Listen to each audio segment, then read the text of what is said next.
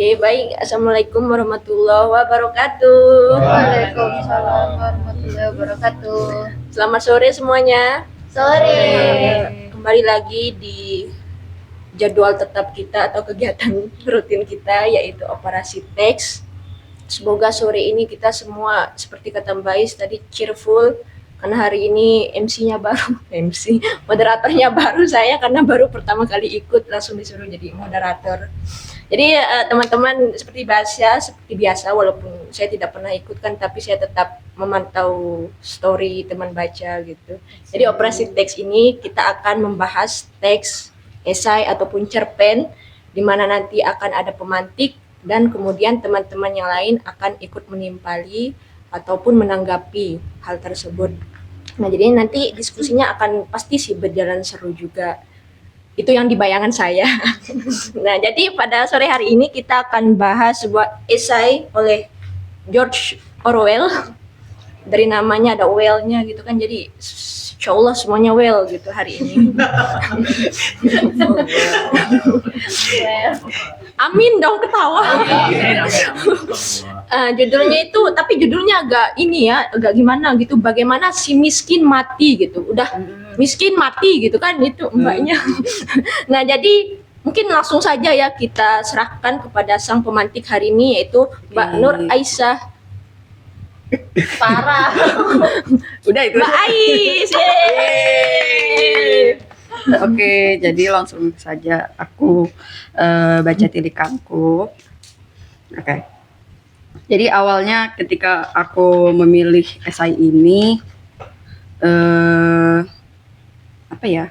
Sebenarnya ada relate yang artikel tentang anak kecil mati karena anak kecil gantung diri karena dia nggak mampu membeli peralatan tulis itu. Jadi kayak, ih kok bisa kayak gitu ya, dia anak-anak tapi sudah memikirkan kematian gitu. Tapi, nah apa ya, kok bisa gitu. Nah dengan itu kayak, oh aku juga pernah baca esai ini. Oke, langsung aja. Ketika mencari-cari esai yang akan dibahas, awalnya aku hendak membahas esai Setyaningsih yang berfokus tentang pengalaman belajar anak dan sastra anak yang sedang berkembang di Indonesia dari masa ke masa. Namun sebelum kemudian menyelam lebih jauh membaca ulang satu esai, aku pikir bentuk esai ini pernah dibahas sebelumnya. Yang kumaksud adalah esai Setyaningsih itu. Barulah aku cari-cari esai lain, teringatlah George Orwell dengan tulisannya yang khas, dan kupikir akan sangat menarik jika membahas esai panjang dengan bentuk semacam ini.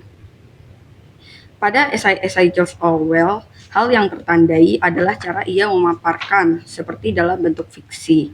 Terlebih jika teman-teman membaca kumpulan esainya yang berjudul Terbenam dan Tersungkur. Oh, ini nih. Nih. Ini Terbenam dan Tersungkur yang mendokumentasikan pengalamannya selama menjadi gelandangan. Tulisan non-fiksinya seperti fiksi dan fiksinya seperti non-fiksi. Dengan memilih esai ini, aku mau teman-teman tahu dan menggali gaya bentuk tulisan semacam ini. Tampak mudah dibuat, padahal memerlukan banyak ornamen penting yang terus diasah. Adanya hal-hal yang melibatkan indera penciuman, rasa, sensasi, penglihatan, pendengaran, dan sebagainya. Esai Bagaimana Si Miskin Mati membahas tentang orang-orang miskin yang mati di rumah sakit, khususnya di Hospital X. George Orwell menuliskan hal-hal nostalgia akan pengalamannya ketika dirawat di Perancis, menjabarkan sedemikian rupa. Pada bagian pembukaan, penulis memaparkan apa-apa yang dialaminya di rumah sakit itu. Kita sebagai pembaca dapat menikmati narasi deskriptif yang detail perihal penyakit apa yang dialami penulis, dan tak terasa kaku karena penulis juga mengajak pembaca dengan sebutan Anda untuk berinteraksi di tulisan ini. Kita dalam esai ini diajak berdialog dan menjadikan George Orwell terasa sangat dekat dengan pembaca. Dalam tulisan ini, George Orwell sangat bertaruh pada pengalamannya. Hampir 80% berasal dari apa yang dialaminya, dan 20% rujukan dari data atau buku-buku yang dia kutip. Pengalamannya di rumah sakit sangat beragam, dari penyakit yang dialaminya, yaitu benjolan di tenggorokan, suasana ruangan bangsal, metode pengobatan yang dilakukan di sana, para pelayan, perawat, dan dokter yang nirempati.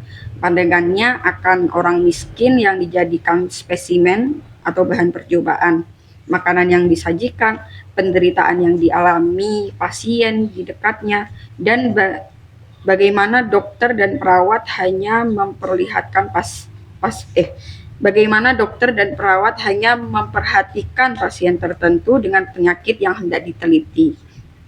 Nuansa yang dialami George Orwell selama di sana membuat ia merenungkan nasib-nasib sesamanya. Betapa kemiskinan menjadi hal yang nelangsa, tak dapat memilih, memang tak ada pilihan, dan dengan bubuhan detail yang amat sangat terperinci membuatku sebagai pembaca terenyuh. Tulisan ini lebih mirip dialog, penulis sebagai pencerita dan pembaca sebagai pendengar yang sesekali dapat merespon. Pengulangan kata Anda membuatku seperti dipanggil-panggil dan juga sesekali menjawab dan mencari tahu apa yang dimaksudkan. Misalnya, dikutipan, bila Anda pernah diminta untuk mengisi formulir di negara-negara Latin, Anda pasti tahu pertanyaan-pertanyaan macam apa yang saya maksud. Pertanyaan pada formulir di negara Latin yang dimaksud itu ternyata adalah mencakup data pribadi, detail perjalanan, dan deklarasi imigrasi bea cukai. Atau pada kalimat ketika dia menjelaskan siksaan yang dialaminya, pada 5 menit pertama rasa sakit yang akan Anda derita cukup parah, tapi Anda masih percaya bahwa Anda mampu menahannya. Pada 5 menit kedua, kepercayaan itu lenyap, tapi tapal mustar sudah menempel erat di badan Anda, dan Anda tidak akan bisa mencopotnya. 5 menit kedua inilah yang paling dinikmati oleh para penonton. Pada 5 menit terakhir, rasa sakit ini akan berhenti, dan tubuh Anda akan semacam mati rasa. Rasa juga dibagi kepada pembaca, dan ada pembayangan yang lebur dan miris. Maksudnya dari deskripsi 5 menit pertama, 5 menit kedua, sampai akhir gitu. Kita diajak merasakan siksaan itu.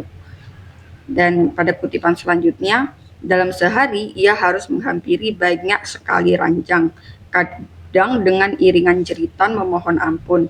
Namun bila Anda menderita penyakit yang para mahasiswa ingin kenali lebih dekat, Anda akan mendapat semacam perhatian dari mereka.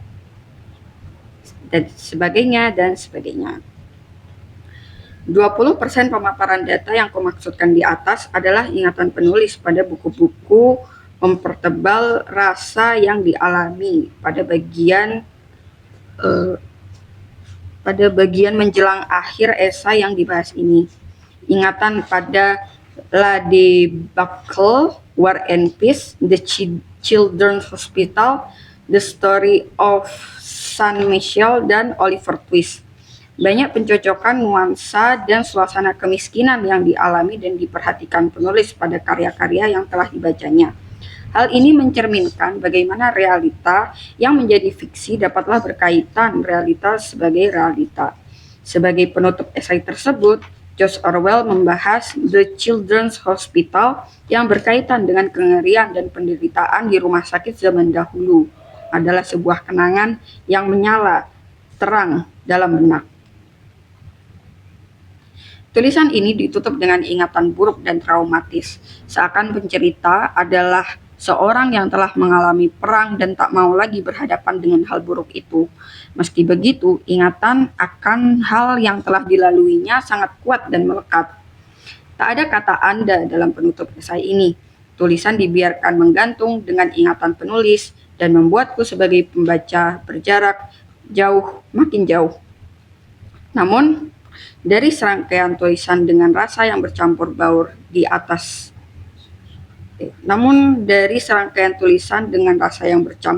atas seolah pembaca dapat mengerti atau setidaknya memahami apa yang terjadi. Aku pikir ini tulisan yang sangat bagus jika teman-teman hendak mengeksplor bentuk esai yang berdasarkan pengalaman, narasi sebuah latar, dan apa-apa yang terjadi pada suatu tempat. Kita bisa dengan cermat mendeskripsikan sekitar. Rasa, suara, segala indera dapat dieksplor untuk membentuk tulisan yang kaya. Menurutku, George Orwell sangat pandai melakukan hal tersebut. Ini tulisan yang panjang, namun tak terasa menjemukan. Itu aja dariku, guys. Oke, sebelum lanjut saya mau bertanya, ini kita langsung ke penilik selanjutnya atau ada pertanyaan Iya, kepada semua. semuanya? Langsung berarti? aja berkomentar. Kan pemantik aja deh, jadi yang lain boleh nanti. Oh, oke. Jadi kita muter ya aja ya selama 3 jam. Silahkan kepada Bang Ded untuk pilihannya. Bisa dong. Bisa dong. Ke sebelah sananya. Iya. Oke. Laki-laki. Biasanya kan kita modelnya gini gitu. Oh. Bukan langsung di sini. Soalnya saya sering ke kiri. Kayak kepada mbaknya silahkan mungkin perkenalan diri dulu ya. Soalnya saya baru pertama kali di sini. Oh ya baik, terima kasih kesempatannya. Perkenalkan saya Yana dari Universitas Mataram. Unram Will. Kita Unram ini berempat. Oh, ya. Yeay, deretan berlima. Iya. Enggak, itu alumni. Silahkan mbak. Oh ya baik.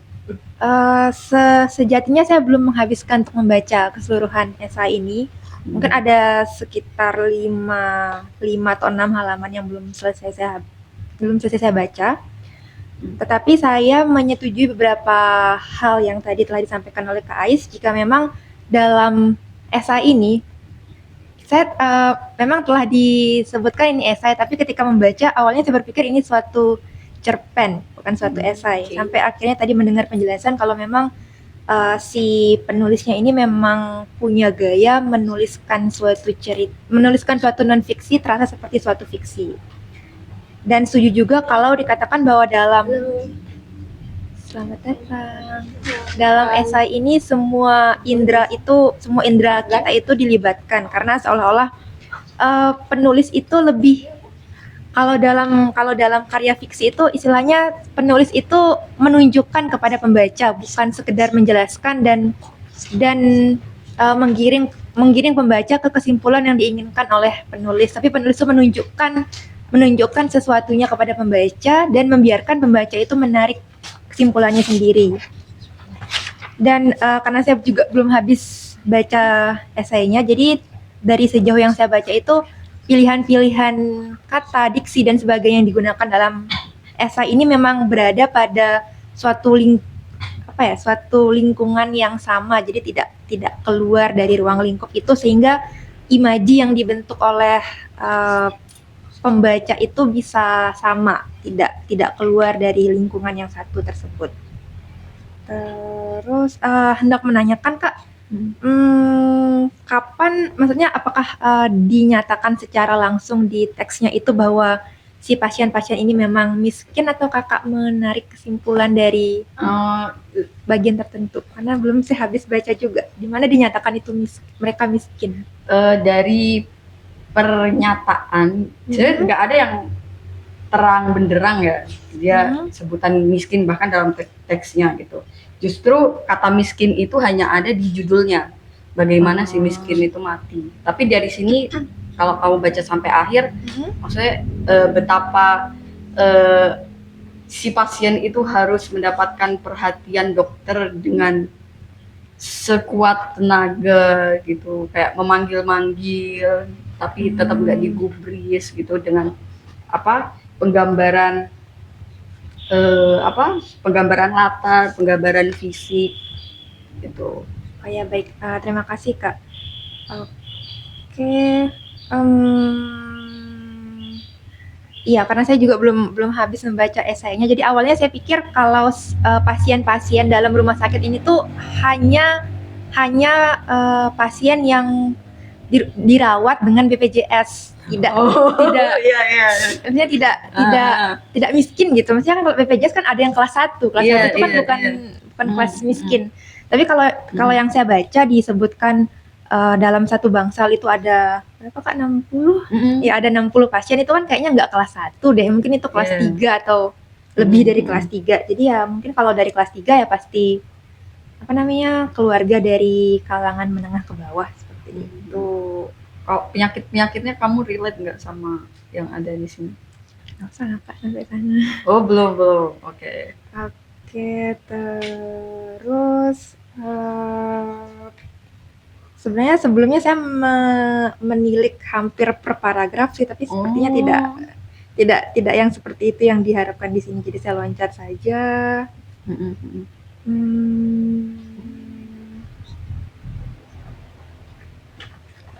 Kalau yang saya rasakan di paragraf-paragraf yang telah saya baca itu, saya kurang mengenal penulisnya sih. Tapi kalau dari dari kontennya kan, maksudnya semua dari kita sudah tahu konten apa yang dibahas gitu. Tapi kalau dari konsep cara penyampaiannya itu cenderung pemilihan kalimatnya atau bagaimana ya, cara penulis meletakkan kalimatnya itu cenderung cukup panjang dan sehingga agak melelahkan untuk dibaca. Padahal itu bisa dipotong menjadi beberapa kalimat. Ya meskipun kita masih bisa paham dan masih bisa ikut, tapi cenderung lelah istilahnya untuk dibaca seperti itu. Terus untuk konsep, dan saya tidak tahu apakah di sini ada typo atau kurang kata atau bagaimana. Ada kata sambung yang kurang. Ada kata sambung yang kurang, terus seperti kata tapi yang seharusnya ditulis tetapi. Saya tidak tahu apakah itu sengaja si penulisnya ini memang punya gaya seperti itu atau bagaimana. Kalau untuk soal konteks sih, kalau kita kaitkan dengan kehidupan sehari-hari, gimana ya? Kalau saya mengaitkan dengan pengalaman pribadi sih, kan si penulisnya itu seolah menggambarkan kalau di rumah sakit ini pasien-pasien BPJS yang mungkin kelas 3 atau kelas 4 atau kelas yang lebih rendah itu diperlakukan seolah mereka itu tidak punya hak dasar kesehatan. Padahal kan seharusnya hak kesehatan itu merupakan hak dasar seorang manusia gitu. Nah, terus tetapi mungkin hal itu masih terjadi sekarang, tapi menurut saya sudah tidak sebanyak di kehidupan dulu di tahun-tahun sebelumnya gitu. Apalagi ini tahun 1929. Ya, sudah lama sekali. Terus kemudian sekedar menanggapi apa yang disebutkan juga kan di esainya sempat disebutkan kalau pasien-pasien kelas BPJS itu mereka dijadikan sampel untuk pendidikan. Jadi saya di tengah-tengah esainya ini saya bisa menyimpulkan kalau rumah sakit ini merupakan rumah sakit pendidikan.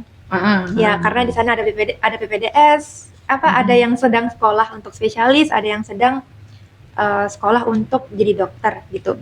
Dan dan kalau dari pengalaman ya kadang-kadang mahasiswa yang sedang sekolah untuk jadi dokter atau untuk jadi spesialis itu memang mereka hanya boleh menyentuh pasien yang ada di kelas BPJS bawah. Mereka tidak dibolehkan menyentuh kelas atas. Kenapa? Ya karena maksudnya kan mereka membayar mahal gitu Kak. Jadi mereka nggak mau disentuh oleh orang yang masih belajar gitu. Jadi saya bisa kayak menarik kesimpulan kayaknya ini memang orang-orangnya BPJS dan ada di kelas rendah gitu. Ya, dan kalau misalnya digambarkan ini para mahasiswanya seperti tidak peduli atau tidak. Kalau di kami kan istilahnya kalau di esainya kan dibilang tidak ada komunikasi apapun, tidak ada bahasa atau kata apapun yang diucapkan sama dokternya atau sama si mahasiswanya. Kalau di di kedokteran itu kan istilahnya persetujuan tindakan kedokteran. Jadi kan di esai ini dikatakan kalau si mahasiswa, si dokternya itu si perawatnya tidak meminta persetujuan dulu sebelum melakukan tindakan dan sebagainya. Mungkin itu dulu ya, sangat-sangat dulu. Tapi kalau sekarang itu sudah sangat jarang terjadi. Jadi itu untuk penilaian konteks dari esai ini. Terus Baru berapa dibaca halaman tadi? Udah habis atau Belum Oh, habis, belum kayaknya habis. 5 halaman terakhir belum. oke. Hmm, Sudah? Itu saja? sebentar.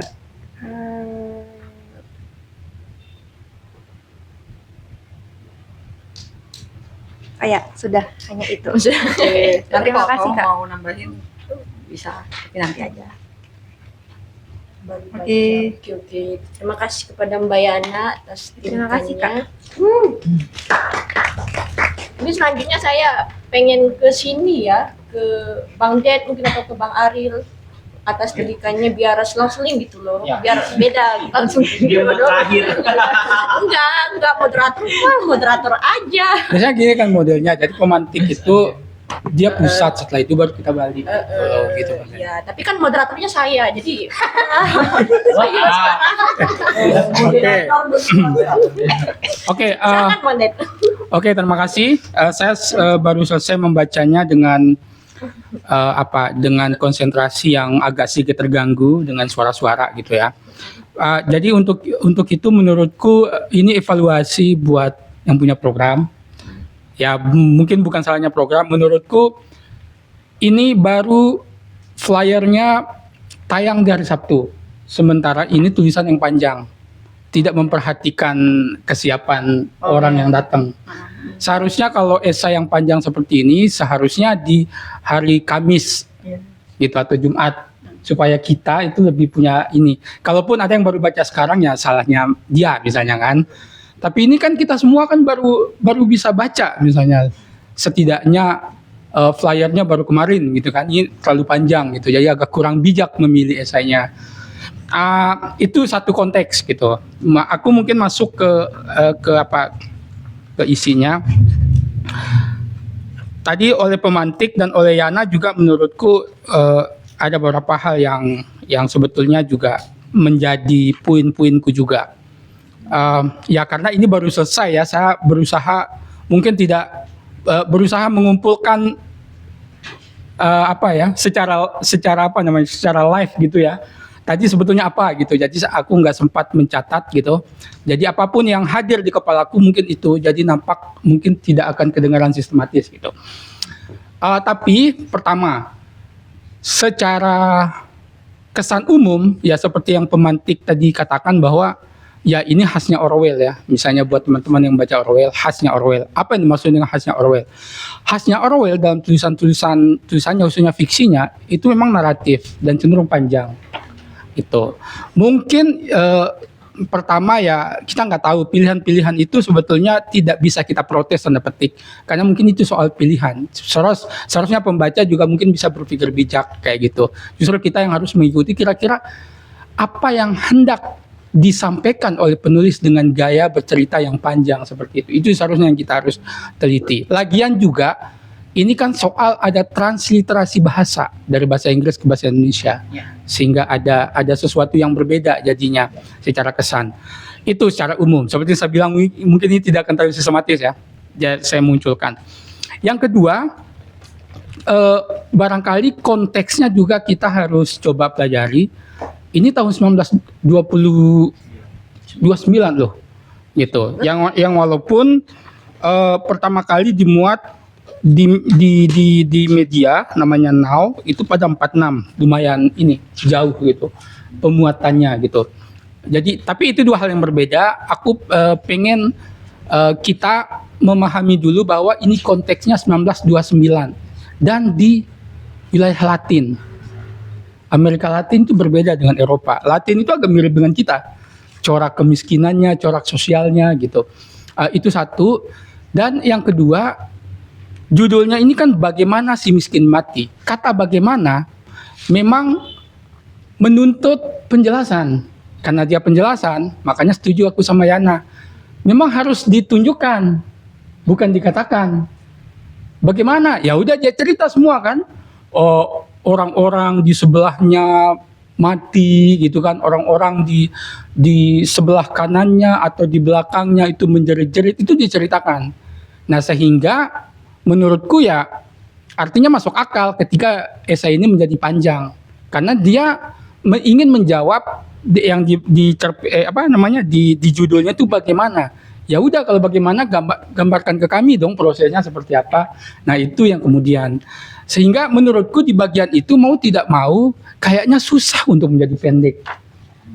Benar gak sih? Karena kata bagaimana dia ingin membawa ke pembaca sebuah bentuk simpati.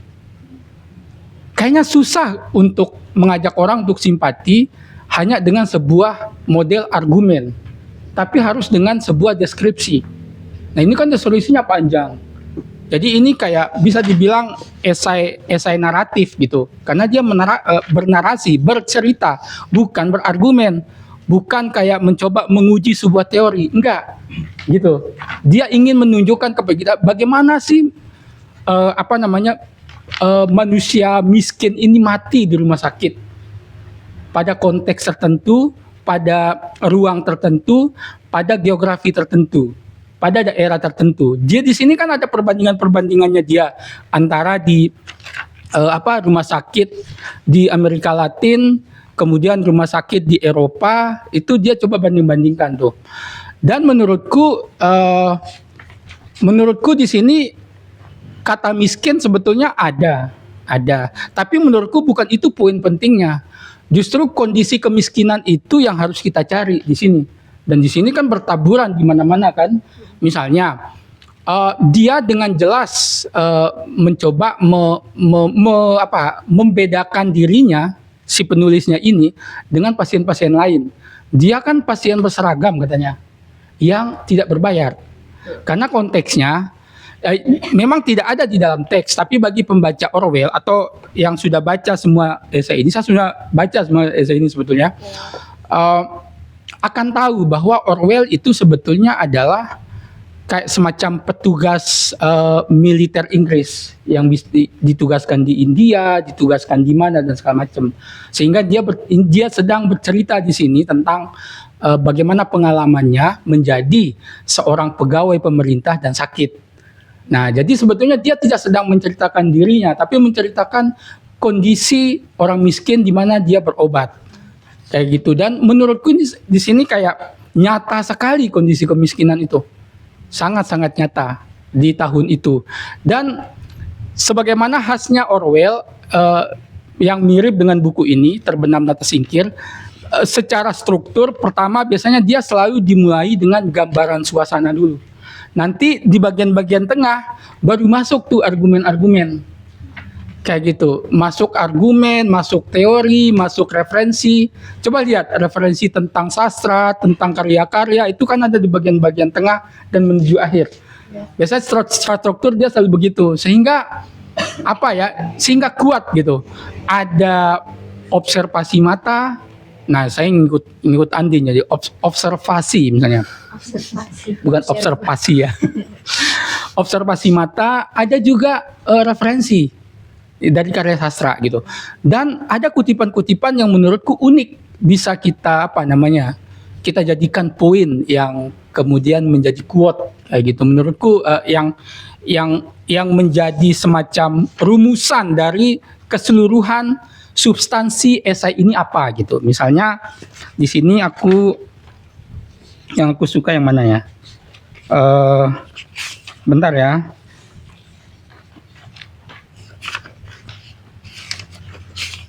Yang 77 itu. Numero 57. Bukan. Ini. Orang selalu bercerita tentang betapa biadabnya perang. Tapi, adakah senjata buatan manusia yang lebih kejam daripada penyakit-penyakit yang lazim kita derita? Ya gitu. Itu menurutku itu poin yang menarik juga gitu. Ada beberapa yang lain juga yang sama kuatnya seperti itu. Kemudian referensi sastranya itu menurutku menarik, membuat aku kayak mana kalau Kipling kita kan punya di sini ya gitu. Kipling itu kan apa judulnya buku Kipling itu yang paling ujung sana, Just So Stories itu. Ya itu dia Kipling juga mirip dia orang Inggris juga yang bekerja untuk kolonial kayak gitu. Tapi Orwell ini adalah salah seorang yang punya perspektif yang dia kerja untuk kolonial, tapi justru perspektifnya itu anti kolonial. Jadi agak unik gitu. Justru dia belajar bagaimana memahami kolonialisme itu ketika dia berada di dalam. Di sini juga ada cerita tentang bagaimana dia kayak membunuh gajah di India semacam itu. Kuat sekali esai-esainya Orwell dengan narasi, dengan deskripsi yang akan membuat kita kayak nggak sekadar, maksudnya kan kalau bicara soal kemiskinan kan esai-esai yang cenderung tidak nyasar itu kan kering gitu. Data itu sebetulnya tidak bicara apa-apa, tidak membawa kita ke empati, tapi ini membawa kita ke empati kayak gitu. Data nggak begitu penting kayak gitu.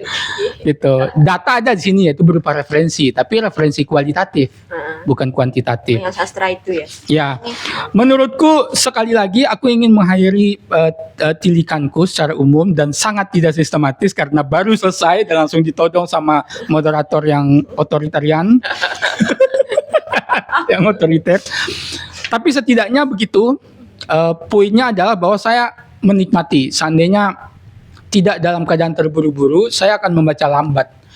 Karena memang nikmat membaca model esai yang seperti ini, kayak gitu menurut. Karena dia seperti membaca catatan harian, kayak gitu. Ketika kita berada di sebuah tempat, gambar gitu.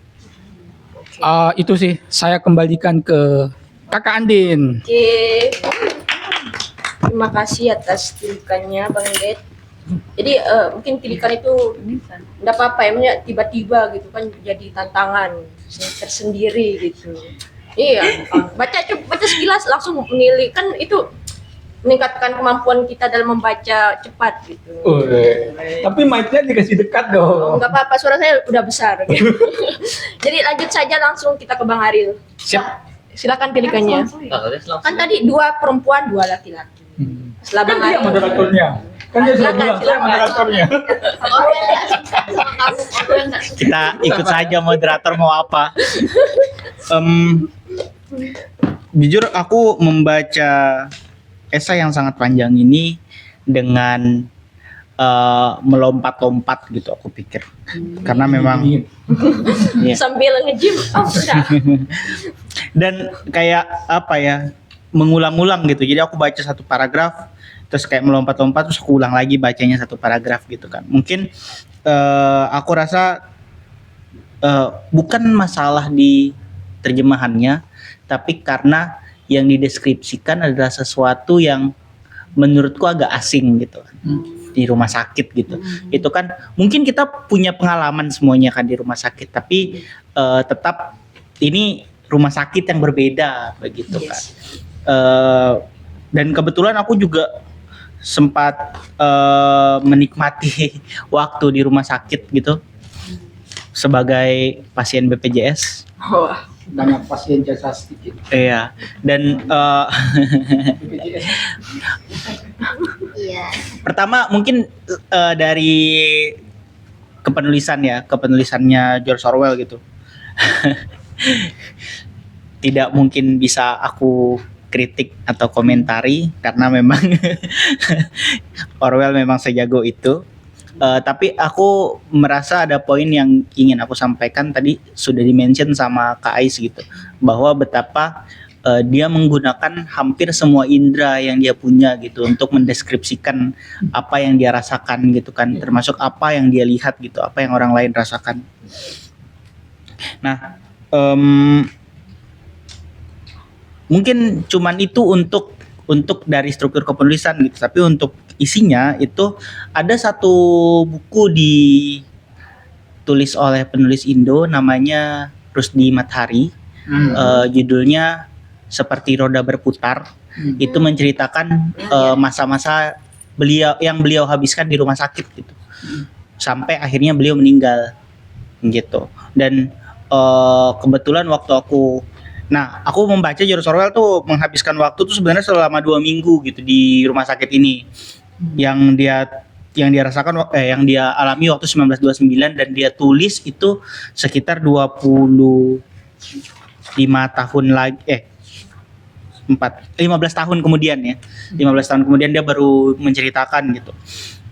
Nah, waktu aku menghabiskan waktu di rumah sakit juga waktu itu, waktunya juga hampir relatif mirip selama 2 minggu, sekitar 2 minggu, dan aku mengalami menjalani operasi juga. Aku menjalani operasi dan kebetulan di rumah sakit yang aku tempati waktu itu ada mahasiswa magang juga. Jadi aku ingin menceritakan sedikit dari perspektifnya pengalamanku gitu kan. Memang yang paling sulit adalah mahasiswanya itu praktek dan ada pengawas gitu kan. Pengawasnya ini selalu memperhatikan. Jadi mereka agak gugup gitu. Dan ada momen waktu dioperasi kan kita dipasangin kateter. Kateter itu buat air kencing, itu pakai kateter gitu. Kebetulan aku waktu operasi dibius bagian bawah, jadi setengah badan ke bawah yang dibius. Jadi tidak tahu apa yang terjadi. Jadi aku tidur terus ditutup kain hijau kan. Jadi aku tidak melihat tuh apa yang mereka lakukan di bawah gitu. Termasuk waktu momen memasang kateter itu. Nah, sebelum aku pulang, kateter itu kan akan dicabut. Terus mahasiswa magangnya, mungkin aku terlalu friendly dengan mahasiswa magang tersebut karena aku pikir kayak kita seumuran kali ya. Dia kayak kita banyak ngobrol. Terus waktu dia mau cabut kateter, itu dia datang sebelumnya ke aku terus bilang, "Mas, nanti aku mau cabut kateter ya." Terus dinilai. Terus aku kayak oke, gitu kan. Terus kayak aku bingung kan maksudnya bagaimana. Jadi kayak aku pikir kayak oh ya udah aku berarti harus pasang muka tenang gitu kan. Karena ini tergantung nilai orang lain gitu. Terus kan kateter itu kan ada selang tuh. Selang kan. Nah, waktu pertama sebelum dicabut selang itu dia disedot dulu pakai suntikan besar gitu. Terus kayak ditarik tapi kayak belum maksimal gitu loh. Itu kan disedot ya bagian kantung kencingnya itu disedot gitu kan. Terus kayak belum maksimal. Terus dia ngelirik aku tuh. Dia ngelirik aku terus kayak ngelihat. Aku nggak tahu maksud lirikan itu apa, tapi setelah itu dia tarik lagi gitu. Nah, dan itu berasa banget sakit gitu kan. Tapi aku karena dinilai, jadi aku berusaha tetap tenang gitu, walaupun kayak keringat sebesar jagung-jagung. Terus setelah itu aku nggak tahu, kalau aku pikir kan ya selang aja gitu kan, selangnya ditarik apa sih masalahnya gitu kan. Ternyata di ujung selang itu tuh ada pelampung gitu. Aku nggak tahu, jadi ada pelampung untuk menahan dia di dalam. Jadi pelampung waktu selang itu ditarik kan nyangkut ya. Nah, kalau bahasa Melayunya itu disintak. Indonesia. Cepak. Iya, waktu dia tarik cetek gitu. Kayaknya itu aku nggak tahu itu prosedur yang benar atau enggak, tapi semua orang kelihatan panik gitu waktu dia tarik. Terus aku tetap menahan muka dengan wajar, dan waktu dia keluar dia bilang makasih segala macam. Aku ke toilet dan keluar darah, teman-teman. Tapi itulah derita korban BPJS ya. Apapun yang dilakukan ya kita harus mengikuti aja. Paling itu doang sih yang aku bisa ceritakan. Terima kasih. Terima kasih Bang Ariel. Aku cerita sedikit soal Rusdi Matahari, ada bukunya sih. Iya. Itu buku itu kecil saja. Dia seorang jurnalis dan dia nulis juga di Mojok. Pada waktu dia masuk rumah sakit itu ya dia kurang biaya sehingga dibantu sama Mojok untuk ayo nulis pengalamannya di rumah sakit kayak gitu. Makanya dia nulis itu sebetulnya tujuannya untuk membiayai dirinya sendiri dan jadilah buku. Gitu aja sih. Iya, tapi itu buku yang sangat recommended kalau kalian lagi masuk rumah sakit. Aku baca buku itu tiap kali masuk rumah sakit. Oke. Semoga kita semua sehat walafiat. Amin. Biar selalu well. Oke. Silahkan lanjut kepada Bang di sebelahnya. Kenapa kamu pindah ya? Ini ya karena saya kemarin nggak mencari informasi lebih lanjut tentang kegiatan ini. Oke. Saya mohon maaf. Tapi udah baca nggak kan? belum. Tadi setengah aja ya. Ya nggak apa-apa yang setengah aja. Iya, yang setengah aja. Di sini santai kita sebetulnya. Santai aja. Om, apa? Enggak serius begitu. Iya. Saya bercanda kok enggak. Iya, dia otoriter. Silakan perkenalkan diri dulu dong. Biar enggak terlalu Santai aja. Mungkin santai. mic-nya. santai. Santai-santai. Perkenalkan, nama saya Rizal ya. Rizal, Bang Rizal. Bang Rizal. Untuk esai ini belum saya baca sampai habis. Saya baru baca setengah ini sampai satu paragraf aja. Tapi saya punya banyak pertanyaan dari esai ini tentang judulnya ini, bagaimana si miskin mati. Saya kira tadi akan menceritakan kondisi-kondisi orang miskin yang mati dalam keadaan yang mengenaskan gitu, kelaparan. Kayak tadi ada sangkut pautnya dengan kejadian anak SD yang ini bunuh diri itu. Pertanyaannya itu apa ya, pertanyaan saya tadi? Lupa. Bagaimana sih kondisi kemiskinan yang dialami sama George Well itu pada masa 1992 itu? Selain dari kondisi yang diceritakan di rumah sakit, mungkin ada cerita lain. Itu aja pertanyaannya. Terima kasih. Tapi sudah pernah dengar nama penulisnya nggak? Belum, baru pertama. Belum nggak? Anda harus baca. Harus baca. Animal Farm, coba tuh. Tambati. Nanti lah. Aman. Terima kasih Bang Rizal. Nggak apa-apa ya walaupun cuma setengah. Mungkin selanjutnya langsung ke Santai kan? sebenarnya. Yang penting bicara. Bang Kalau bicara Afgan, nggak boleh keluar. Unram juga ini, kita kedatangan banyak Unram 1, 2, 3, 4, 5. Bismillahirrahmanirrahim. Silakan perkenalkan diri. Ya, saya perkenalkan sebelumnya, nama saya Afgan dari Negara. Ini kedua kalinya saya ikut. Afgan. Ya, Afgan. Ayo nyanyi. Ya, sudah pensiun kan? Itu jokesnya sudah berulang kali kayak di sini. Sudah kedua kali. Bisa nyanyi. Enggak bisa. Jadi saya baca ini tadi sih di jalan di Alfamart gitu kan, saya singgah sebentar gitu. Oh ya mau hadir ini kan lupa gitu. Baca dulu tadi di HP gitu. Sampai sekarang baru lanjutin tadi sebentar di sini. Dan kebetulan saya juga baca 1984 itu termasuk top novel yang pernah saya baca itu si Wilson itu. Winston ya? Si Winston itu. Gila. Itu makanya jadi saya mumpung George Orwell nih. Saya kan walaupun Animal Farm belum kan, masih di keranjang kuning saya, tapi belum ke CO tapi enggak apa-apa dah. Nah, tapi kan kita setelah baca gitu langsung nemu lagi gaya penulisan George Orwell nih. Oh, emang gini beliau nulisnya, memang gini. Dia kayak kritis-kritis gimana gitu kan. Benar katanya, dia deskripsi dulu baru di tengah-tengah ada referensi. Emang gini sih kayaknya gitu. Kayak kita kenal gitu, oh ini yang nulis George Orwell nih gitu. Nah, tapi yang saya pengen bawa ke sini tuh agak unik sebenarnya. Itu tentang stereotip rumah sakit. Ya, kan itu dia diangkat di akhir-akhir kan? Iya, iya. Nah, di akhir-akhir kan setelah baca itu di jalan saya berpikir, lah iya juga ya. Kenapa ketika kita diingatkan dengan kata-kata rumah sakit tuh bawaannya kayak ngeri, pengap atau apalah gitu. Dan kepikiran di jalan, lah gimana ya kalau kan dia ada dibahas arsitektur itu juga bagian dari budaya yang diwariskan tentang rumah sakit itu kan. Nah, gimana kalau seandainya rumah sakit itu dibikin tempat lobby itu kayak kafe ngecil gitu kan? Itu bisa-bisa aja sih sebenarnya. Nah, kenapa arsitektur tetap seperti sampai sekarang? Bisa jadi nyangkut juga, dia termasuk budaya tadi. Kan kalau dikutip tadi dia bangsal tempat menunggu sebelum kuburan aja. Ya, malah kan di sebelah kan peperangan. Wah, itu menarik sih saya bilang sebenarnya. Nah, setelah saya ngomong itu, saya baru mau pindah ke BPJS itu.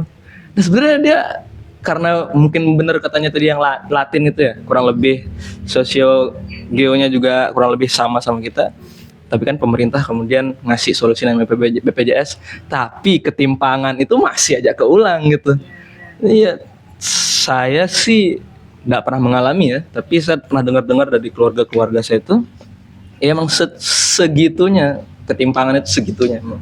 Jadi yang juga dia memandang pasien sebagai subjek eksperimen itu, waduh, gitu kan sangat apa ya sebenarnya tidak manusiawi bisa dikatakan begitu. Bagaimana dokter yang harusnya merawat manusia tapi kelakuannya tidak manusiawi begitu. Itu sebenarnya bisa banget dibuat kode etik dokter gitu, kayaknya sudah ada sih. Kode etik dokter memang sudah ada, tapi penerapannya tuh untuk pengawasannya itu yang saya yang kita kira sampai sekarang tuh masih berlaku aja, ada aja yang pelencengan seperti itu. Nah, yang gitu. Oh, kedokteran. Oh ya. Aku baru ingat kalau skripsiku tentang kesehatan mental calon dokter. Aku baru ingat. Oke, terus yang saya mau bawa selain itu kayaknya itu dulu sih. Saya cuma pengen nyimak tadi juga lumayan kan perspektifnya dari sini gitu. Lebih kaya aja. Ya, udah sekian. Terima kasih Bang Afgan yang sudah memilih. Katanya mau zigzag. Oke, apa? Selanjutnya saya aja kan nih. Nanti kamu lah. Oke, baik. Enggak, saya enggak lama. Sabar. Oke. Enggak kok, enggak. Suara saya besar. Agak kesini tuh nggak masuk frame kayaknya. Ya sini. Enggak apa-apa. Yang penting ada suara saya. Atau kamu langsung di depan kamera? Paling bagus nih angle-nya paling bagus. Enggak gitu ya. Jadi di sini saya sedikit aja ya kan udah banyak tadi perspektif atau tilikan yang bagus. Mic-mu dikasih dekat. Iya Mi, iya.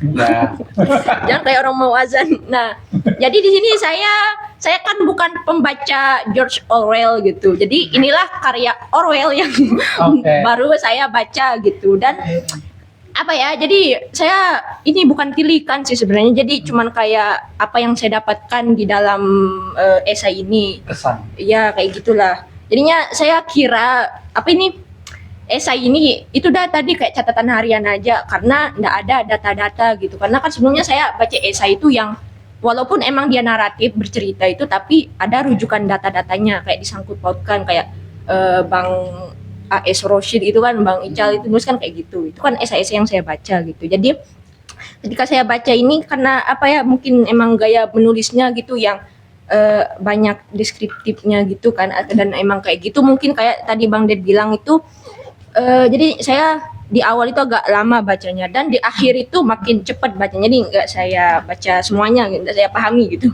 tapi Lari-lari kan? nggak kayak Bang Ariel yang lompat-lompat gitu.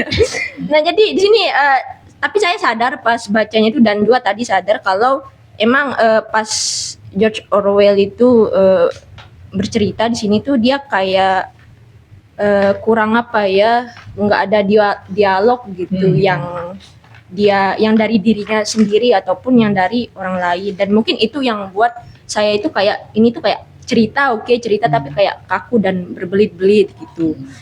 Nah juga apa lagi tadi dan ini apa ya untuk menyinggung tadi yang Bang Afgan bilang itu yang kalau rumah sakit itu arsitekturnya itu dari kebudayaan yang dari dulu yang emang udah suram itu lanjut sampai sekarang.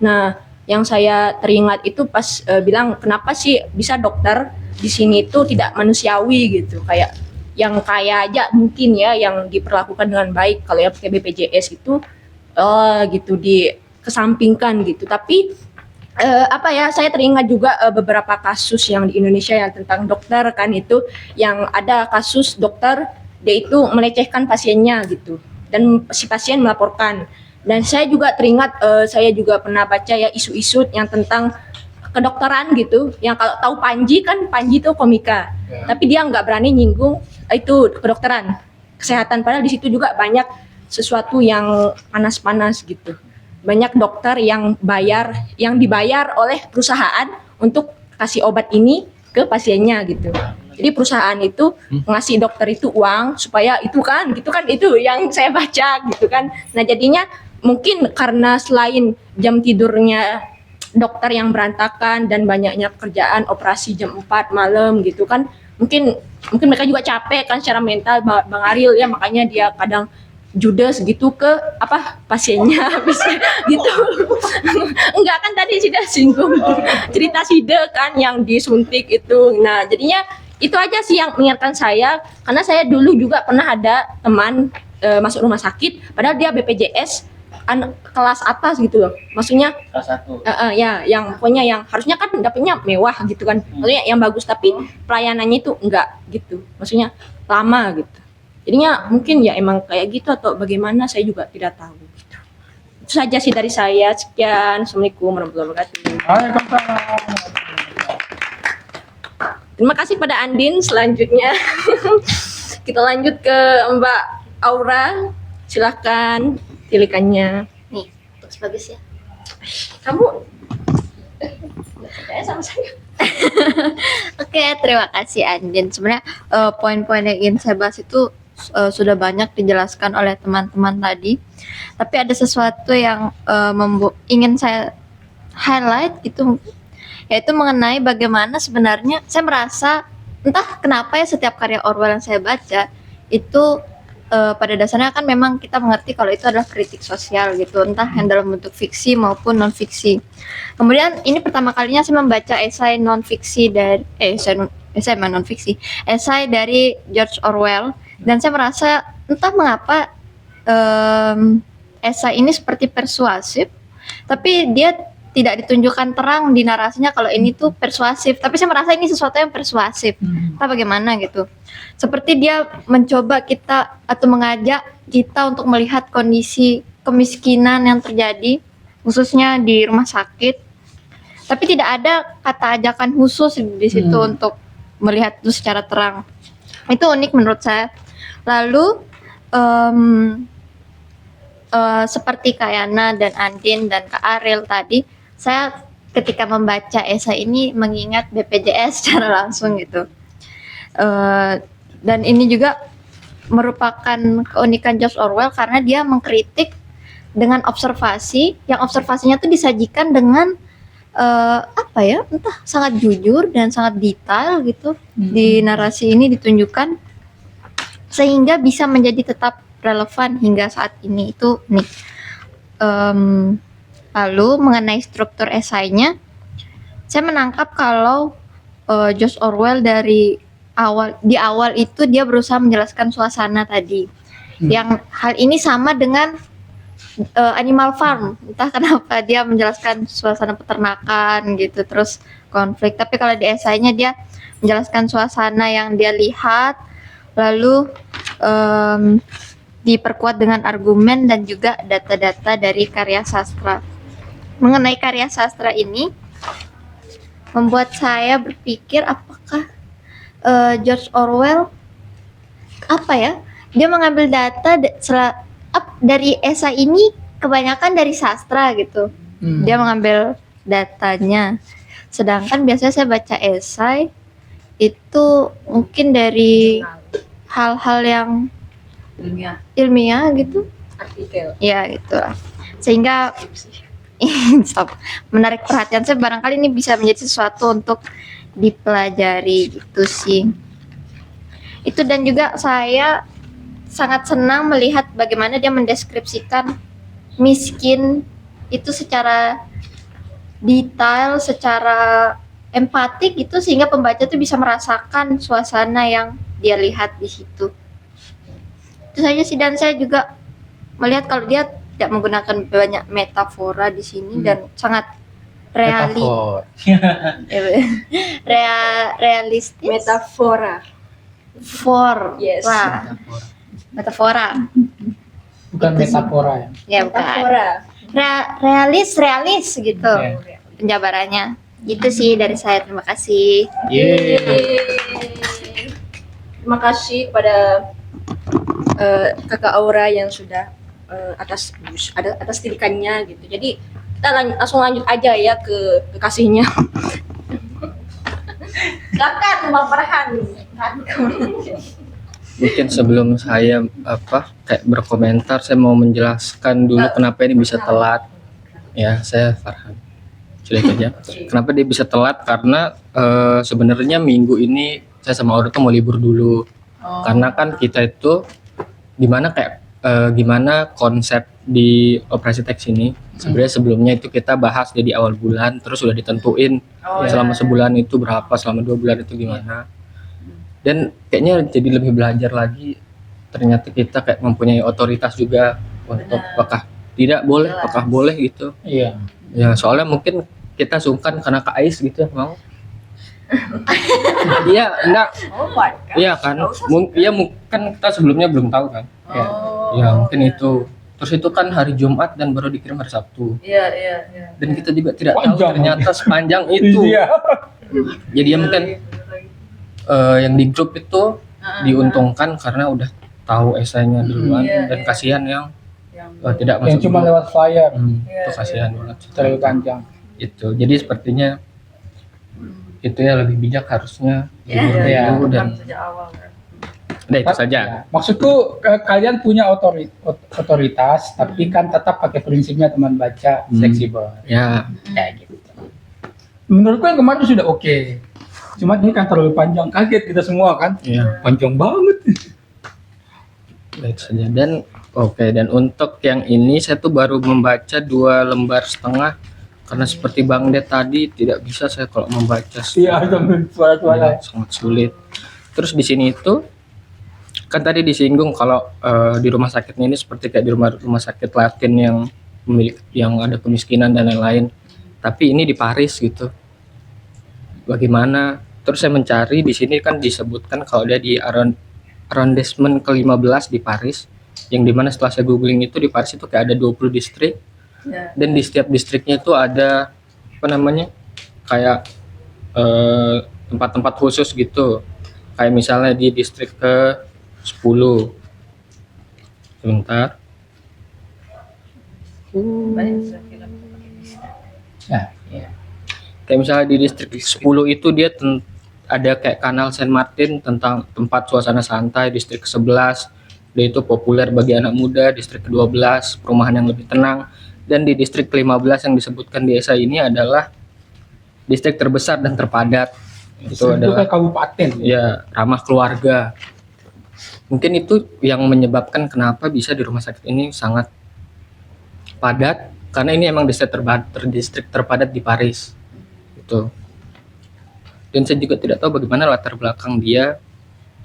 Kan di sini dia sebut kalau seperti yang dia duga sebelum, bila Anda pernah diminta untuk mengisi formulir di negara-negara Latin, Anda pasti tahu pernyataan-pernyataan macam apa yang dimaksud. Itu seperti dia sudah sering di Latin, tapi ternyata ini di Paris. Dan juga membaca ini secara keseluruhan kayak menonton series, karena saya kan lumayan sering menonton series yang tentang penyakit dan virus-virus ini, kayak mengingatkan saya kepada COVID kemarin, yang dimana banyak banget dia untuk mencari apanya ya, penawarnya sampai kayak gini, caranya sangat tidak manusiawi, yang dimana dia diperiksa tanpa keinginannya dia oleh mahasiswa yang tidak tahu kapabilitasnya seperti apa. Terus juga seperti yang Bang Det tadi bilang itu, ini kayak seperti dia beropini, karena dari awal misalnya nih dia bilang di lobi rumah sakit dia bilang kalau dia itu tidak pernah ke rumah sakit umum, di bangsal umum rumah sakit sebelumnya. Kayak saya tidak pernah menginjakkan kaki di bangsal umum rumah sakit sebelumnya, dan ini adalah pertama kali dia dirawat. Sedangkan di sini itu banyak yang dia bilang kalau misalnya di rumah sakit itu biasanya seperti ini, di rumah sakit biasa seperti itu, padahal kayak kontradiktif gitu. Kayak misalnya ini dia bilang juga, dan tadi saya sudah highlight kalau di sini dia, tapi ini agaknya tidak sepenuhnya benar. Karena pada umumnya di sana pasien hampir tidak mendapat perawatan sama sekali. Seolah-olah dia sering ke rumah sakit umum, padahal di sini dia memberikan statement kalau tidak pernah. Seperti ini juga seperti di barak tentara dan lain-lain. Terus di sini kan saya awalnya agak simpatis kepada yang dirawat ini. Tapi ternyata di sini dituliskan sebagai seorang pasien yang berseragam dan tidak membayar, mungkin itu sebabnya banyak orang yang mau ke rumah sakit ini karena dia gratis dan tidak perlu membayar gitu kan. Anda utamanya adalah sebuah spesimen. Terus di sini ditulis sama dia, saya tidak membenci hal itu, namun saya tidak pernah mampu membiasakan diri dengannya. Jadi dia sebenarnya tidak keberatan menjadi spesimen itu, walaupun dia menceritakan sangat tidak manusiawi. Kan kayak dia dirawat pakai botol kaca yang tidak dibersihkan, kayak dia bekas orang, dan dia menceritakan kayak itu tidak baik dan hal-hal lain. Tapi di sini juga dia tulis kalau dia tidak membenci hal itu. Mungkin ini karena dia gratis, dan saya juga bingung kenapa banyak banget orang yang mau ke rumah sakit ini. dan apakah dia itu kekurangan dokter sampai harus mahasiswa yang diutus gitu, kayak di satu bangsal ada 60, di mana di bangsal-bangsal lainnya. Terus ini membuat saya tertarik untuk mencari tahu lagi yang bukan secara fiksi, tapi kayak langsung mencari tahu di Paris itu kayak gimana sih pada tahun segitu 1929. Soalnya di buku-buku yang saya baca, kalau Paris itu kayak dia oke dan tidak seperti ini, jauh dari yang diceritakan sama Orwell ini. Ya, itu saja.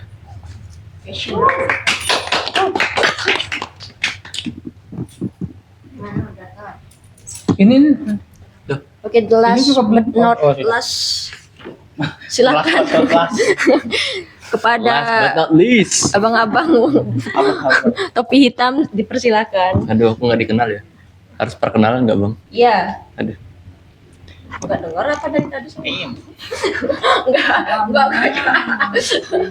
Lanjut silakan. Iya. Enggak tertekan gitu. Tertekan aku. Enggak. Kok begitu soalnya? Sakit hati aku. Baik, assalamualaikum, selamat sore. Sore. Perkenalkan buat yang tidak kenal sama saya, nama saya Aska. Saya cuma anggota biasa di sini. Jadi waktu saya cerita sedikit ya, waktu ngelihat flyernya, terus udah scan QR code dan buka buka esainya, saya ngelihat gitu kan, ini kayaknya esainya pendek, taruh dulu, baca Sherlock Holmes dulu gitu. Tapi setelah saya mau berangkat, itu esai saya belum baca, coba baca dulu bentar. Pas saya baca, scroll kok panjang, jadi kaget gitu. Dan jadinya di sini saya membacanya terburu-buru, ya pakai teknik skimming, jadi membaca sekilas aja. Mungkin banyak detail yang nggak saya tangkap gitu ya. Jadi mungkin review saya cuma jadi kayak subjektif aja, tidak bisa menjadi objektif. Saya merasa tulisan ini memang tulisan khasnya George Orwell. Cuman kebanyakan tulisan George Orwell itu kritikannya banyak yang sarkas menurut saya. Jadi dia lebih menyindir. Cuman yang ini dia lebih frontal dan langsung gitu. Benar-benar digambarkan bagaimana keadaan di sana. Walaupun emang tadi kata Bang Farhan agak kontradiktif. Cuman menurut saya ini kritikan yang kemarin frontal buat rumah sakit yang tanda kutip buruk gitu loh. Bahkan di sini sampai dibandingkan sama penjara gitu loh. Penjara pada abad ke-19 itu jorok bla bla bla, terus ada di dalam tanah gitu kan. Sampai dibandingkan kayak begitu saking jeleknya. Terus saya mau bahas apa lagi ya? Soalnya sudah diambil semua poin-poin yang bagus. Mungkin saya sependek itu aja karena poin-poin yang teman-teman sampaikan itu sudah terlalu bagus. Dan kalau saya tambahkan sepertinya malah merusak gitu. nggak apa-apa, dirusak aja. Jangan dong. Kan sudah bagus. Mungkin rekomendasi buku Rekomendasi buku. dari George Orwell yang sudah kamu baca. Tiba-tiba. Oke, Saya yang baca sama sekali. yang orang jarang baca mungkin apa sih namanya Bang Dep yang lagi satu? Apa itu? Mengapa saya menulis ya? Atau ya. itulah kebahagiaan. Itu Ada novelnya dia yang tentang perang itu. Ya, Yang itu berbagai novel. atau comic or Enggak ada ini Burmese Days. Bruno Spence. Oh iya. Jarang banget dia. Justru ini novel pertamanya dia. Baru tahu. Besok pinjam ya. Boleh. Dan ini agak kasar banget, kayak baru belajar ini menulis. Baru belajar menulis. Udah saya sudah kasih rekomendasi ya. Oke. Terima kasih. Oke. Masih ada waktu, mungkin bisa kita diskusi itu saling. yang arsitektur itu kayak iya kenapa ya? Mau beneran bikin kafe asik sih kayaknya. Efisien. Kecil kan? Bro, efisiensi anggaran. Boleh tanya tapi kan maksudnya gimana rupanya kalau kafe kan di saya itu ada kafe kayak itu loh, kayak meja terus kursi gitu. Kan bisa deh. Iya makanya Maksud saya lampunya lampu kuning, lampu santai. Jadi pasien yang ke situ tuh wah seneng deh ke rumah sakit, bukan untuk sakit lagi ya, tapi kalem, tenang. Masuk rumah sakit filmnya udah sakit. Iya itu kita sama sakit aja nggak sama rumah sakit. Mungkin kalau ada live musiknya mungkin orang jadi yang stres jadi saya gitu sampai kalau lihat sih, tapi sebenarnya tidak mustahil sih kita bisa merubah konsep rumah sakit sebenarnya. Ngomong efisiensi anggaran lagi kan itu ada sudah jauh ya. Enggak terlepas dari anggaran kan, tapi kan maksudnya pas kamu bilang kayak kafe itu kayak gimana lebih banyak rumah sakit gitu loh. Aku mau bertanya ke Andin. Tadi Andin bilang bahwa tulisannya dia berbelit-belit, bisa diargumentasinya apa? Maksudnya Berbeda. menurut saya Iya, nggak apa-apa. kesan. Semua kita ini menurut kita, tapi kan argumentasinya yang penting gitu. Yang mana yang dari awal sih sebenarnya. Enggak ada, saya ingat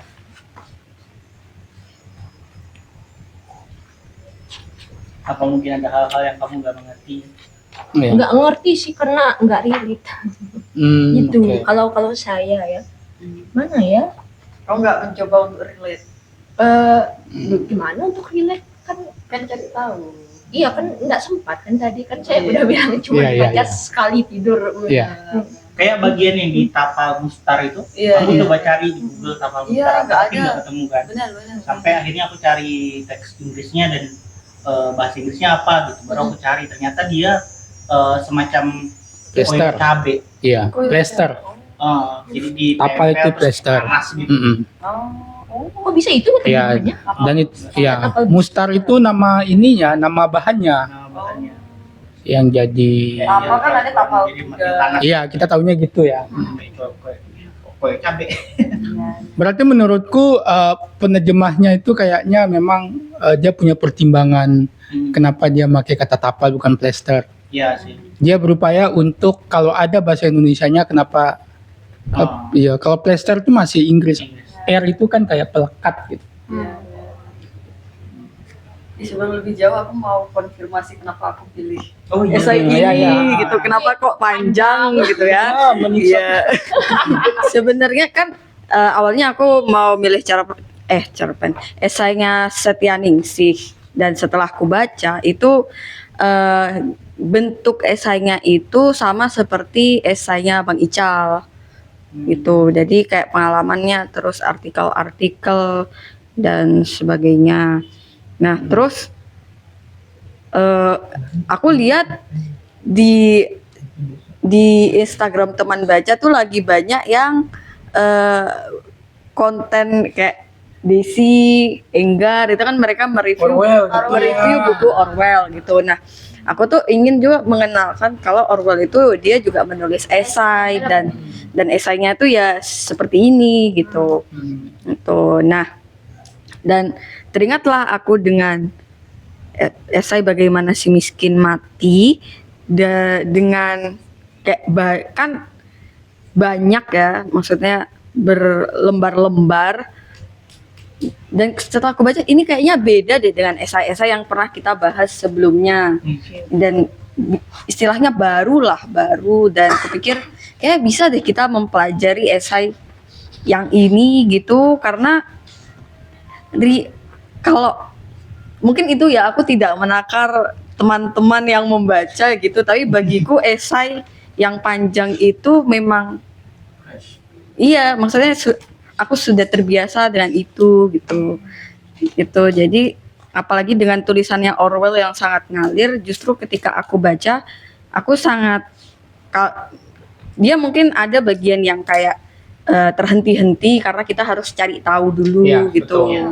Kayak yang Fahrenheit itu harus diganti jadi Celsius gitu. Terus kayak 200 yard itu berapa gitu. Nah, yang kayak gitu-gitu. Dan kupikir itu menarik sih, karena kita harus mengetahui apa yang di dalam teks gitu biar bisa relate kayak gitu. Kalau aku sebetulnya karyanya Orwell ini karya yang sangat detail ya. Bahkan makanya aku kenapa nanya kamu argumentasimu apa?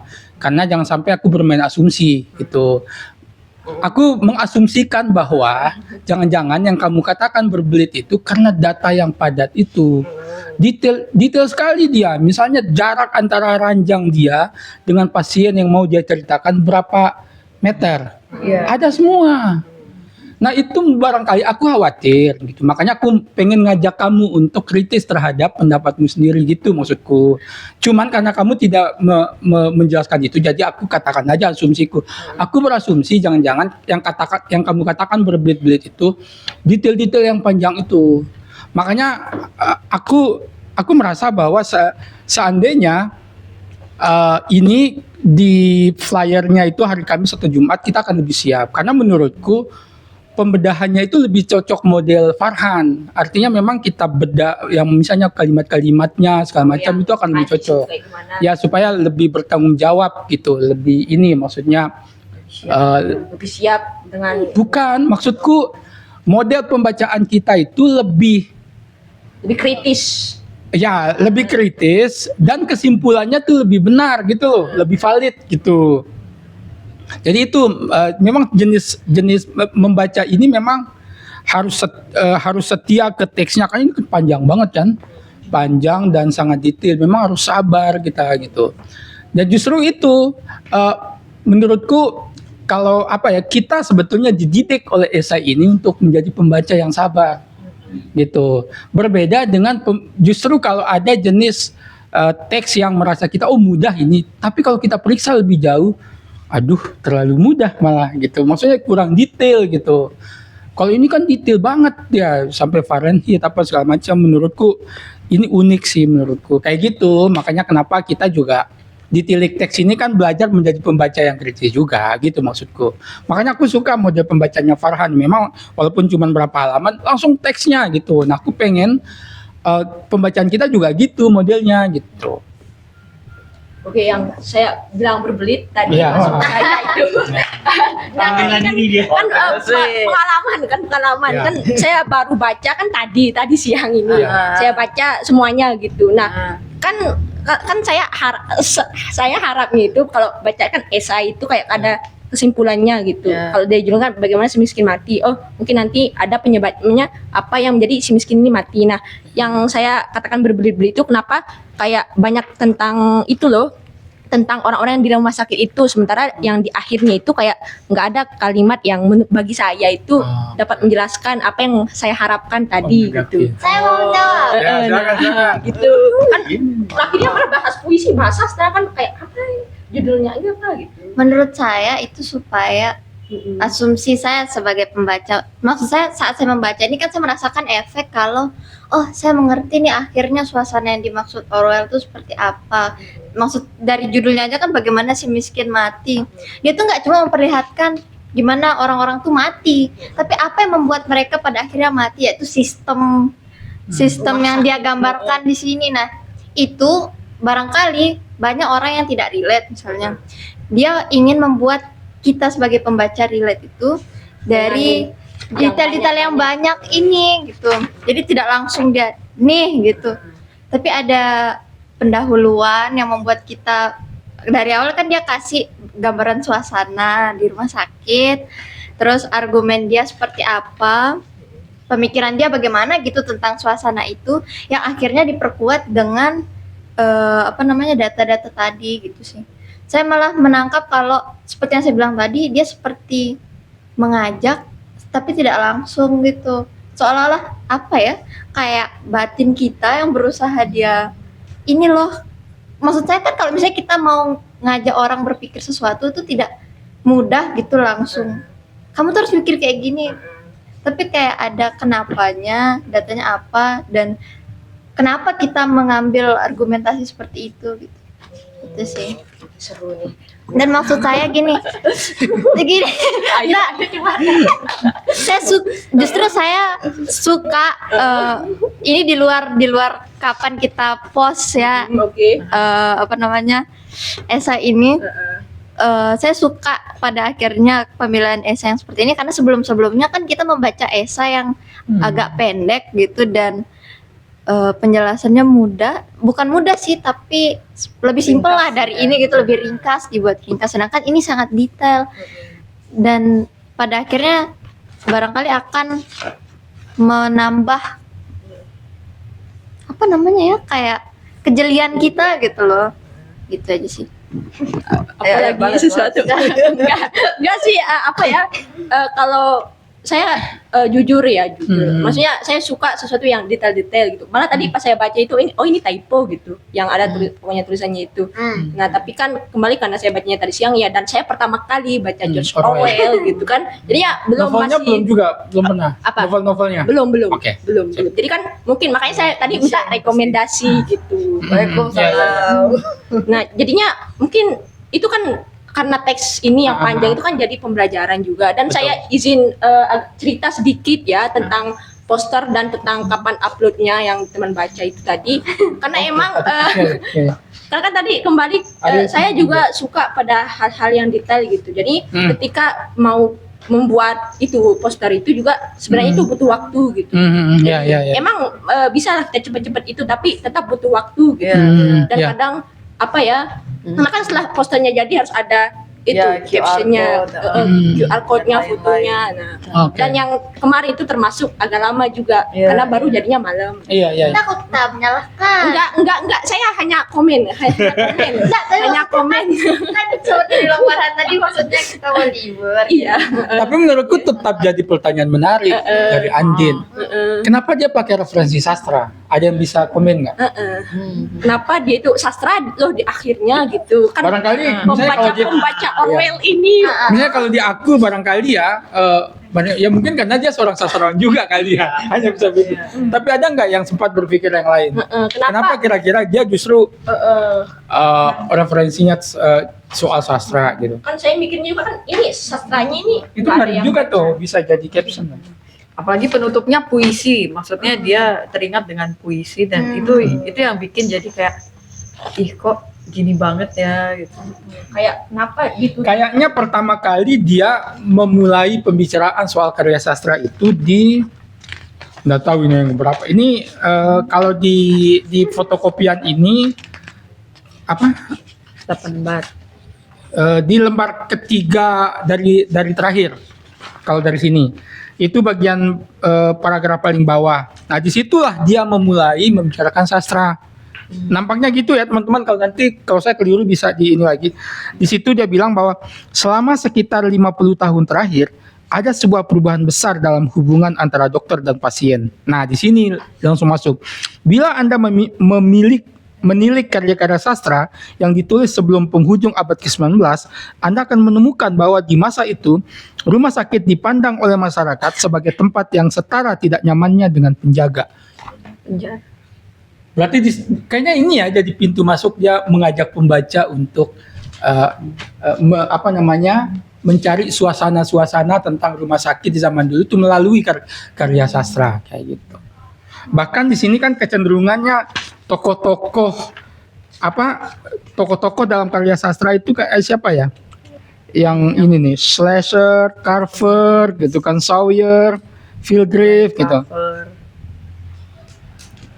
Kenapa ya dia membawa kita ke karya sastra untuk mungkin karena apa yang dia gambarkan itu relate dengan karya sastra. Mungkin saya nggak tahu. Ada yang mau berkomentar nggak kira-kira? Itu pertanyaan menarik tuh menurutku. Itu nampak sederhana tapi yang walaupun kita bisa ya kan Orwell sastrawan tapi masa sesederhana itu gitu. Aku rasa karena referensi ya, maksudnya referensi ini kan dia tidak bisa mengatakan sesuatu sebagai referensi yang tidak bisa ditangkap oleh pembacanya. Nah, pembaca Orwell itu penikmat sastra gitu kan. Terus aku nyari juga tadi kan dia pertama diterbitkan itu di mana gitu. Nama tabloidnya itu Now Magazine. Now Magazine itu dia tabloid yang isinya itu tentang politik dan sastra memang. Jadi dengan menggunakan referensi sastra, kayaknya dia menganggap bahwa pembacanya pasti paham begitu dengan referensi-referensi yang disebutkan sama dia. Beda kalau misalnya dia menggunakan referensi musik gitu. Kan dia belum tentu tuh ini pembacanya dia itu penikmat musik gitu. Itu sih. Jadi sesuai konteksnya gitu ya. Iya, menurutku sih. Atau mungkin arbitrary aja, maksudnya kayak mana suka aja ya, Iya, random aja gitu. Sah-sah aja sebenarnya. Betul, sah-sah saja. Soal pilihan gitu ya. Iya. Dan juga tadi ada di situ kan sebut mati di atas sepatu apa? Kan ada tadi di sebelum terakhir itu mati di atas sepatu bot itu lebih mulia, dia apa kan dibilang kan mending mati di ranjang sih kalau begini, tapi mati di atas sepatu bot lebih baik. Nah itu kan kalau kita lihat konteksnya juga karena dia kan tugas militer, jadi dia punya keyakinan gitu. Jadi sah-sah aja kalau dia bilang dia memang suka sastra, dan sah-sah aja dia bilang begitu, walaupun kalau kita pertimbangin lagi mati di atas sepatu bot lebih mulia apa enggak kan banyak perdebatan lagi kan di situ kan, mana mulia mana. Tapi kan kita bisa ngelihat oh emang George Orwell orang gini, sah-sah aja kita bilang dia kalau memang cara mikirnya kayak begitu. Gitu aja sih. Sip. Mantap. Farhan mau nambah? Tidak. Ya mungkin Yana? mau menanggapi. Belum ada ya? Dirimu apa lagi? Kira-kira ada temuan baru lagi Tidak sebelum azan? Tidak ada sih, Aku yang lain mau ada. bercerita sedikit dong Ya. tentang kedokteran tadi. Mungkin Yana juga Oh, iya. bisa menceritakan, cuman aku pikir worth to be not enjoy. Karena aku pikir kita nggak bisa juga ya melihat dunia kesehatan dengan satu sudut pandang gitu. Betul memang mereka tugasnya adalah menyelamatkan umat manusia gitu kan. Tapi rumah sakit itu adalah sebuah tempat yang sangat hektik. Jadi kayak hektik gitu. Hektik itu karena orang bisa Hektik apa? aku hektik maksudnya hektik kayak ya. hektik, cuman aku bilangnya hektik. Maksudnya semua orang-orang bisa meninggal kapan aja gitu. Waktu aku di rumah sakit tuh di ruanganku ada 5 ranjang yang terisi 4 ranjang yang terisi, 2 tuh meninggal. 2 meninggal di aku masih di dalam, dan lucunya satu lagi itu anak yang masih muda dan dia mau operasi. Jadi kalau mau operasi itu kan nggak boleh konsumsi apa-apa kan? Ya. Puasa ya. Iya, puasa gitu. Itu tuh dia waktu mau dibawa ke ruang operasi bener-bener pagi itu dia mau operasi itu jam 10-an kayaknya. Jam 8 itu ada perawat yang datang ke aku terus ngelihat dia minum obat. Kaget perawatnya, bukannya kamu mau operasi? Iya ini kemarin dikasih obat sama dokter. Tapi bukan dari rumah sakit itu. Jadi dia sempat dirujuk gitu kan dari puskes gitu. Dan obatnya itu obat pengencer darah. Itu sangat sangat sangat tidak ini kan, maksudnya nggak kelihatan gitu sebenarnya. Itu aja untung perawatnya tuh ngelihat gitu, karena kalau dia masuk ruang operasi dia pasti meninggal karena obat pengencer darah. Terus kalau kaki kan dia mau operasi di kaki kan, kalau kakinya di black gitu darahnya nggak akan berhenti keluar. Dan hal-hal seperti itu tuh hal yang biasa gitu terjadi di rumah sakit gitu kan. Dan makanya aku rasa kita juga harus memahami bagaimana petugas-petugas di rumah sakit itu bekerja, karena itu tadi resiko dan memang kondisi tekanan yang sangat tinggi sebenarnya, walaupun terlihat seperti pelan-pelan aja gitu kan, kayak kelihatan nggak ada apa-apa gitu, tapi sebenarnya semua orang ada tekanan masing-masing. Dan kalau dari sisi psikologis sih aku pikir yang paling parah itu karena jam apa sih namanya, jam jaganya itu kan ganti-ganti. Jam jaga yang ganti-ganti itu ngancurin jam circadian, ya ngancurin pola tidur, dan itu nggak mungkin nggak ngaruh ke psikologis. Aku pikir begitu sih. Tapi ada tanggapan dari anak kedokteran sebelum Coba, ditutup, ayo, sebelum dari- ditutup gitu biar sebagai- agak asik gitu. Apa yang mau ditanggapin? Terhadap esai ini. Oh, kayak saya ini. Nggak Saya ada, ingat udah kamu kan tadi. cerita yang tadi. Ini kan Menanggapi- teksnya apa? Rumah sakit. Apa ya? Nggak ada sih, udah cukup. Ya, oke. Udah cukup. Oke, telah habislah kegiatan Sudah. kita. Atas terima kasih semua tilikan-tilikannya, komentarnya, kesan-kesannya. Sebelum menutup ini, saya izin bacakan seberapa kalimat Bentar, Alisa? yang Enggak. mana Alisa? Oke. Jadi izin saya baca ya. Mm-mm. Seperti apapun aspek legalnya, tidak bisa disangkal bahwa Anda tidak punya kendali akan menjadi atas perawatan semacam apa yang Anda terima. Tidak akan sepenuhnya yakin bahwa Anda tidak akan menjadi korban eksperimen sembrono dan harus diam atau angkat kaki dari sini. Dan memang lebih baik meninggal di atas ranjang sendiri, meski lebih baik gugur sembari mengenakan sepatu boot. Seramah dan seefisien apapun sebuah rumah sakit, dalam setiap kematian yang terjadi di dalamnya akan ada sesuatu yang kejam, kotor, dan mungkin terlalu remeh untuk diceritakan, yang akan meninggalkan kenangan buruk yang muncul karena ketergesaan, kesesakan, dan ketidakpedulian yang secara alamiah tumbuh di tempat di mana setiap hari orang meninggal di tengah orang-orang yang tidak dikenalnya. Jadi semoga kita semua husnul khotimah, meninggal dalam keadaan yang baik. Terima kasih sudah hadir di acara atau kegiatan operasi tes kita kali ini. Sampai jumpa di pertemuan atau kegiatan selanjutnya. Bye bye. Assalamualaikum warahmatullahi wabarakatuh. Namanya